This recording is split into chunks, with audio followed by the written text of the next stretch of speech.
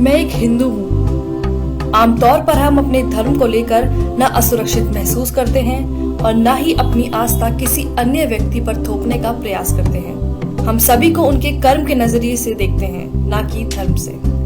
लेकिन आजकल मेरे समाज और मेरी धार्मिक भावनाओं को ठेस पहुंचाना कुछ लोगों की आदत बन गई है। इंडिया की पहली प्लास्टिक सर्जरी इंडिया में हुई है, पता है किसकी? गणेश की। मैं मान गया कि पहली प्लास्टिक सर्जरी आपने करी है, इंडिया में हुई है, तो ठीक से तो कर लेते हैं।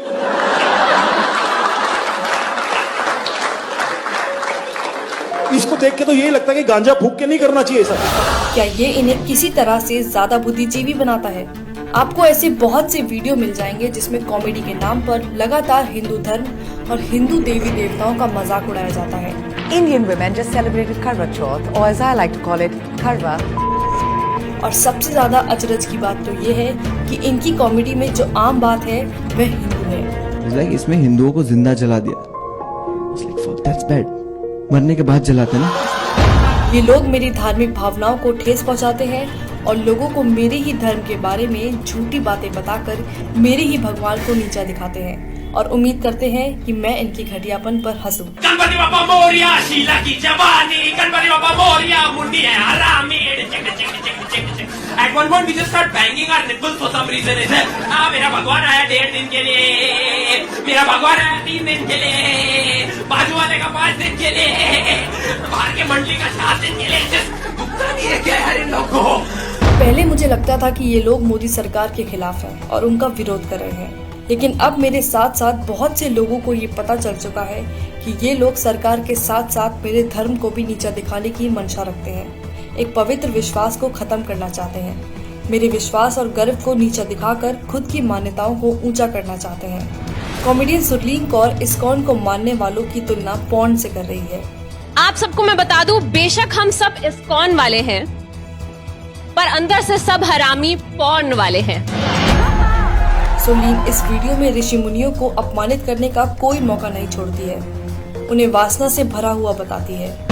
सबसे ध्यान लगा के जो चीज की जाती है वो है मेडिटेशन। मैं नहीं मानती, क्योंकि जितनी ध्यान लगा के हम फोन देखते हैं शायद कोई दूसरा काम करते होंगे। सुरलीन कहती हैं कि संस्कृत का इस्तेमाल करके ऋषि मुनियों ने अपने बड़े बड़े कांड छुपाए हैं। धन्य हो हमारे ऋषि मुनि जिन्होंने थोड़ी सी संस्कृत यूज करके अपने बड़े बड़े कांड छुपाए हैं। कामा ये सब सुनना किसी मानसिक उत्पीड़न से कम नहीं है। कॉमेडियन मुनव्वर फारूकी खुलेआम मंच से भगवान राम और माता सीता के लिए अभद्र भाषा का इस्तेमाल कर रहा है। लाइक अगर भगवान को रिस्पॉन्स करें, वो गाना कैसा है ना, लाइक मेरा पिया अगर है और राम जी डोंट गिव। मेरा पिया घर है, राम जी लाइक मैं 14 साल से खुद घर नहीं गया। एंड अगर सीता ने सुन लिया तो वो तो डाउट करेगी। और सामने बैठे दर्शक बेशर्मों की तरह अपने ही भगवान पर हो रही अभद्रता पर हंस रहे हैं।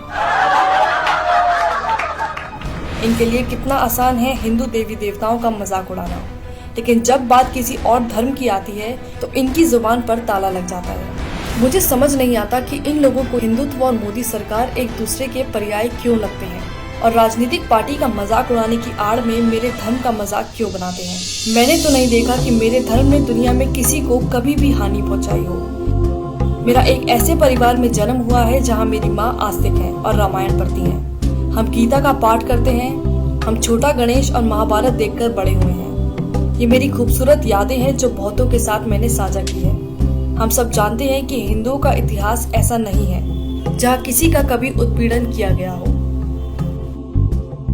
लेकिन ये लोग अभिव्यक्ति की आजादी के नाम पर हर दिन मेरी आस्था को कुचलते हैं। ये लोग कलात्मक आजादी की बात करते हैं, लेकिन इनकी कलात्मक आजादी तब कहाँ चली जाती है जब बात किसी दूसरे धर्म की हो।